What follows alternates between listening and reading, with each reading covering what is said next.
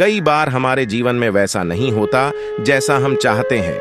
हमारी इच्छा के विरुद्ध चीजें हो जाती हैं, पर समय बिताने के साथ हमें एहसास होता है और वो सब चीजें अच्छी लगने लगती हैं। इसलिए कहते हैं, जो होता है अच्छे के लिए ही होता है।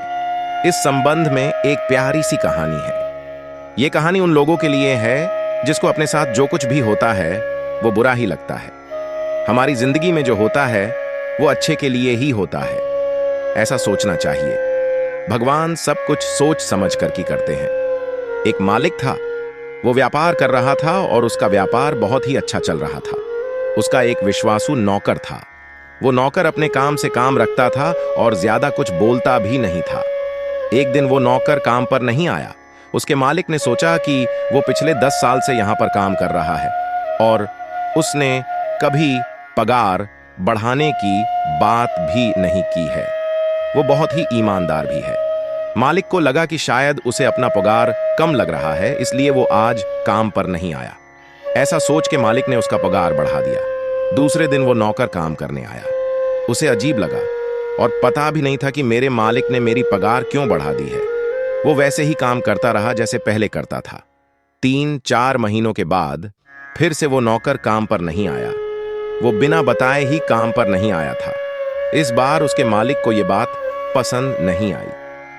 मालिक ने सोचा कि उसका पगार बढ़ाने के बावजूद भी वे काम पर नहीं आया। मालिक ने इस बार उसका पगार जितना बढ़ाया था उतना ही कम कर दिया।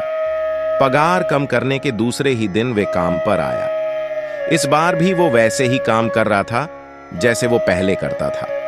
ये सब देखकर मालिक को आश्चर्य हुआ कि ये कुछ बोल क्यों नहीं रहा है।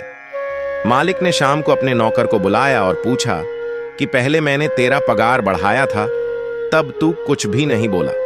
मैंने तेरा पगार कम कर दिया, फिर भी तू क्यों कुछ नहीं बोलता? आखिर बात क्या है?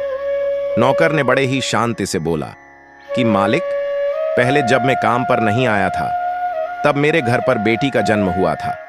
उस वक्त भगवान ने आपको मेरा पगार बढ़ाने की प्रेरणा दी थी, क्योंकि घर का खर्च पहले से बढ़ने वाला था।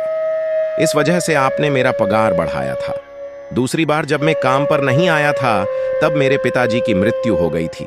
भगवान को लगा होगा कि एक व्यक्ति का खर्च कम हो गया है, इसलिए आपको मेरा पगार कम करने की प्रेरणा दी। मेरे पिताजी के नसीब में जो लिखा था वो मिलना कम हो गया। भगवान जो करते हैं वो सोच समझकर ही करते हैं, इसलिए हमारे साथ जो होता है वो अच्छे के लिए ही होता है। हमें ऐसा ही सोचना चाहिए। नौकर की ये बात सुनकर मालिक ने उसे कहा कि तेरी बात बिल्कुल सच है। आज से तू मेरा नौकर नहीं पर मेरे परिवार का ही हिस्सा हो। मालिक ने नौकर की पगार दुगनी कर दी।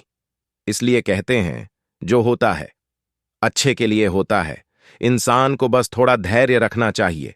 भगवान कैसे ना कैसे आपकी मदद जरूर करते हैं। जय श्री कृष्ण।